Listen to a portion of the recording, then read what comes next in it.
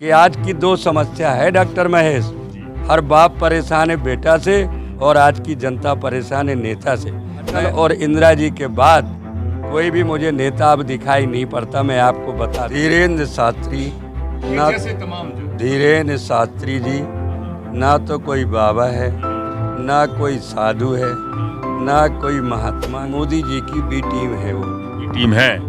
मैंने ऐसे डाकू को इनकाउंटर करवाया जिसने 22 लोगों को नाथा था, देखो यहाँ पर, और मैंने उसको मरवाया, प्रशस्ति पत्र रखा है। मैं महाराज जी एक बात जानना चाह रहा हूँ कि चमत्कार क्या होता है। जिस तरह से धीरेन्द्र शास्त्री और तमाम तरह के जो बाबा हैं, साधु हैं, वो बड़ा पर्चा लिखते हैं कि फला फला तेरा नाम ये है, तो ये बीमारी है, ये तो वो टोटके करे, ये क्या है। आप जो बोलते हैं एक बड़े स्तर पर आवाम जो जनता है आपका अनुसरण करती है। आप कहते हैं कि सुबह आलू की सब्जी खाओ और शाम को दाल खाओ, तो जनता बड़े स्तर पे मानती है। क्या ये जो बाबा, साधु, पंडित, महाराज, ये क्यों नहीं कहते हैं कि भाई आदमी इंसान में विभेद मत करो, सब एक हैं, कोई जाति नहीं है, कोई धर्म नहीं है, क्योंकि मूल में इंसान तो इंसान पैदा होता है ना। नमस्कार, मैं डॉक्टर महेश वर्मा, मेरे साथ हैं स्वामी कमलदास महाराज जी, जो पिछले तकरीबन 1-1.5 साल से अलवर में हैं और यहाँ शिव पुराण की कथा कर रहे हैं। आज हम उनसे बात करेंगे अध्यात्म के बारे में, पाखंड के बारे में, अंधविश्वास के बारे में, तर्क और वैज्ञानिक दृष्टिकोण के बारे में। जिस तरह से दिखाया जाता है कि तमाम तरह के जो बाबा और जो ऋषि जो टीवी चैनलों पर आ रहे हैं और वो लोगों की भविष्यवाणी करते हैं और कहते हैं कि हम जो चमत्कार कर रहे हैं वही सत्य है, लेकिन इस वैज्ञानिक युग में वो कितने सही हैं, कितने गलत हैं, इसी को लेकर आज हम स्वामी कमलदास महाराज जी के पास भी आए हैं। रामायण है 24, जिसमें 2 रामायण प्रमुख बताया गया है, रामचरितमानस और वाल्मीकि रामायण।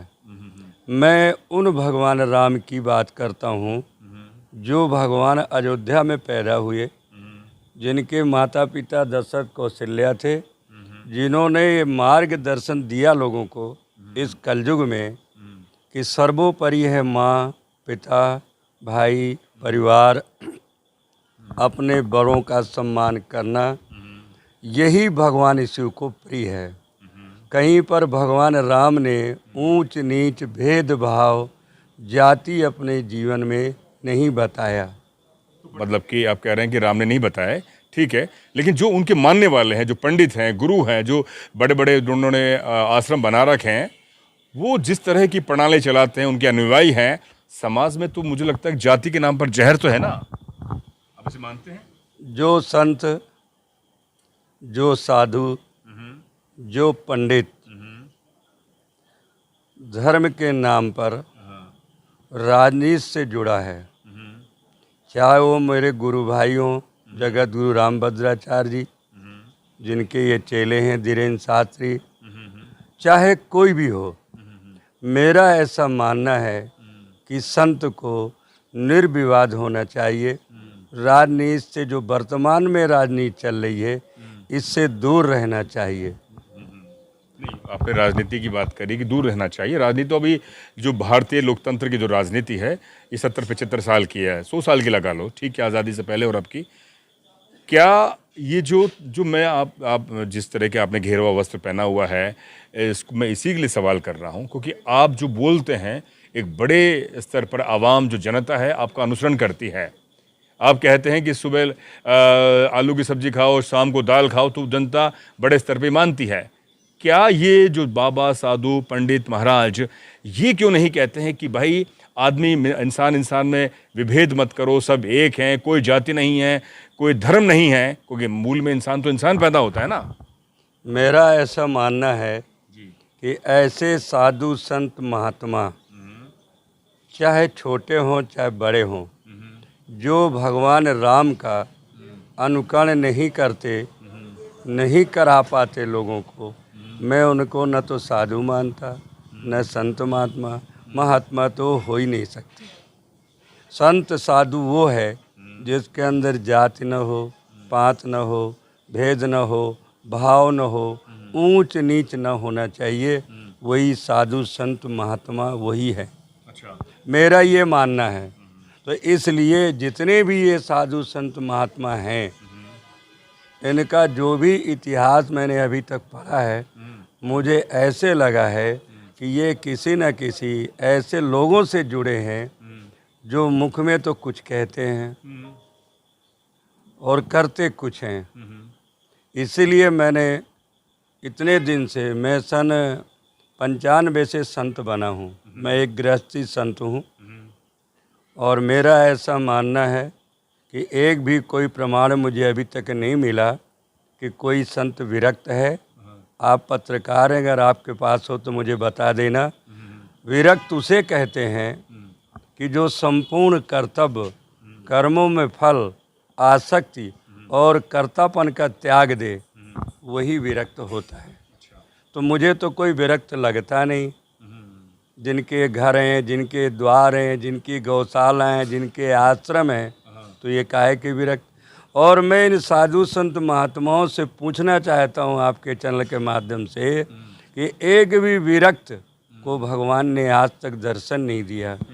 फिर ये झूठा प्रचार क्यों कहते हैं कि भगवान के हमें दर्शन मिले? तो ये वही तो कह रहा हूँ, दर्शन केवल उसे मिलता है जो जात पात भेदभाव ऊंच नीच। क्योंकि मुझे जब से, मैंने पहले भागवत बहुत करता था, इसीलिए मैंने भागवत छोड़ दी। पहले मैं राम कथा बहुत करता था, मैंने सब छोड़ दिया। जब से मुझे शिव जी के बारे में पता चला, तब से मैं शिव पुराण करता हूँ। हर कथा में सभी को इनवाइटेड करता हूँ। कोई जात नहीं, कोई पात नहीं, सबसे आरती कराता हूँ। और अलवर में कोई ये बता दे मेरे बारे में कि मैंने कभी किसी से 1 रुपए के लिए कहा हो, निःशुल्क कथा करता हूँ। मैं महाराज जी एक बात जानना चाह रहा हूँ कि जो चमत्कार क्या होता है। जिस तरह से धीरेन्द्र शास्त्री और तमाम तरह के जो बाबा हैं, साधु हैं, वो बड़ा पर्चा लिखते हैं कि फला फला तेरा नाम ये है, तो ये बीमारी है, ये तो वो टोटके करे, ये क्या है।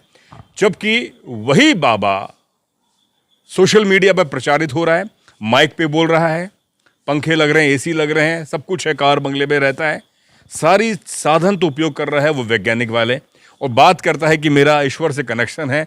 ये क्या है? शायद आप यहाँ के वरिष्ठ पत्रकार होते पुराने और मेरे बारे में परिचित होते।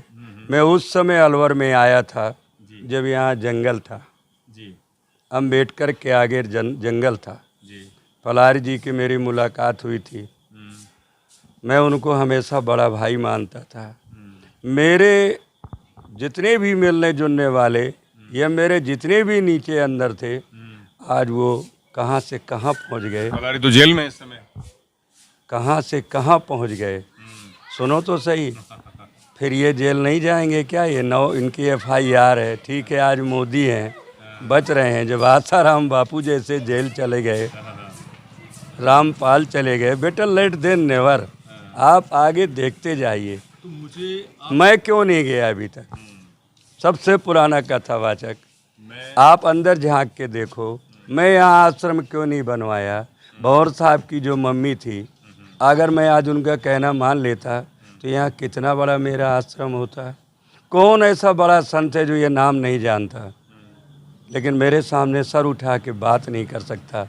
महेश जी, आपकी हमारी कहानी एक जैसी है, कोई विशेष अंतर नहीं है। सिर्फ ये है कि वो इंग्लिश में एक कहावत है, शर्मा जी हमारे बताएंगे, करेक्टर इजलास, समथिंग इजलास, सब कुछ चला जाता है तो आपको मिल जाएगा, लेकिन करेक्टर चला गया वो दोबारा नहीं मिलेगा। आज एक तो FIR नहीं है, फ़ोटो कॉल में चलता हूँ, बड़े बड़े डाकुओं का सफाया करवाया हूँ। आपको फाइल दिखाऊंगा। मैंने ऐसे डाकू का इनकाउंटर करवाया जिसने 22 लोगों को नाथा था, देखिए यहाँ पर, और मैंने उसको मरवाया। प्रशस्ति पत्र रखा है। Simply J high my life today, सादा जन उच्च विचार। ये जितने भी चल रहे हैं इनको चलने दीजिए। आप जैसे पत्रकार निष्पक्ष, चाहे रवीश जी हों, चाहे अभिसार जी हों, चाहे वाजपेयी जी हों, आप यहाँ अलवर में मुझे तो आप मिले ही नहीं कि मैं किसी दरबार के और ये सब करने के, ये सब चीज़ से मैं शुरू से खिलाफ था। तो आप ये मानते हैं कि जो धीरेन्द्र शास्त्री और तमाम तरह के जो बाबा हैं, ये पूरी तरह से पाखंडी हैं, अंधविश्वासी हैं, पूरे समाज को पूरा बरगला रहे हैं?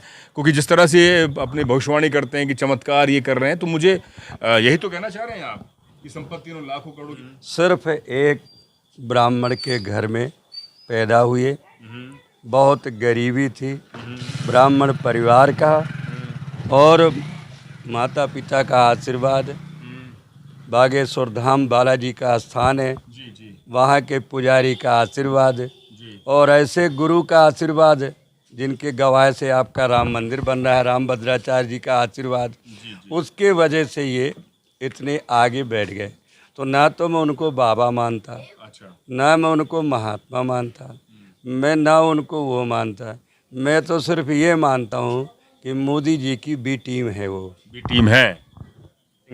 मैंने आपको बताया हमारा धर्म हिंदू नहीं है, हमारा धर्म सनातन है।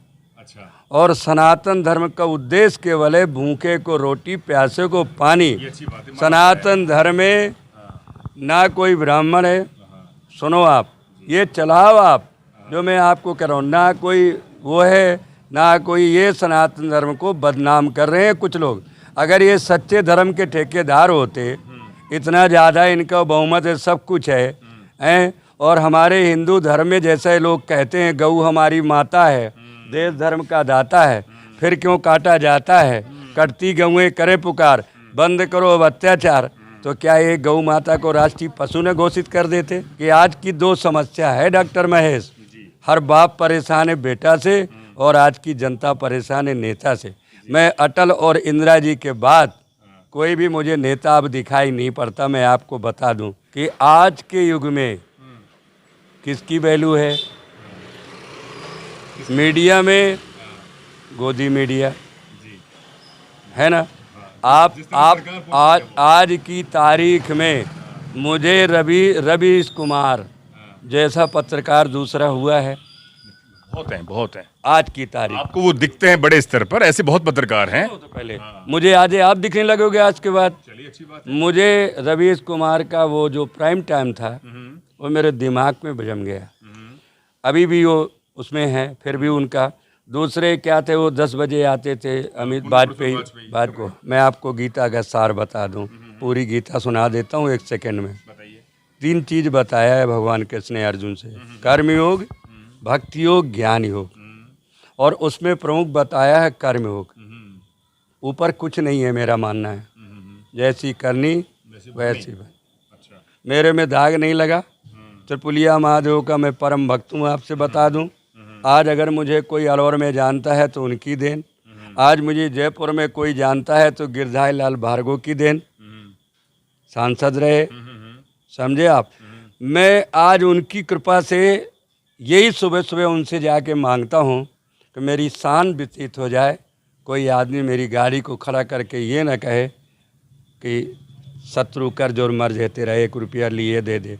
मैं सिर्फ इतना मांगता हूँ और यही दे डॉक्टर महेश वर्मा आपका भी है। साईं इतनो दीजिए या मैं कुटुंब समाए, मैं भी भूखा न रहूँ, कोई न भूखा जाए। आदमी विकास पे बात करे, समझे आप, मुद्दे पे बात करें। इनका यही काम है, हिंदू मुस्लिम हिंदू मुस्लिम हिंदू मुस्लिम डैमेज करने के लिए। अडवाणी का मुद्दा ना उठे, फलाने का ना उठे, इसका ना उठे, तो ये ले आया वो ले आए, जात पात ले आए। और सबसे ज़्यादा क्या है, हम आपको बता दें, आज आपको खुल के बता रहे हैं कि अगर आज ईवीएम बंद हो जाए तो मैं गारंटी के साथ करता हूँ भाजपा कभी भी सत्ता पे नहीं आ सकती है। ये मेरे अंतिम शब्द हैं।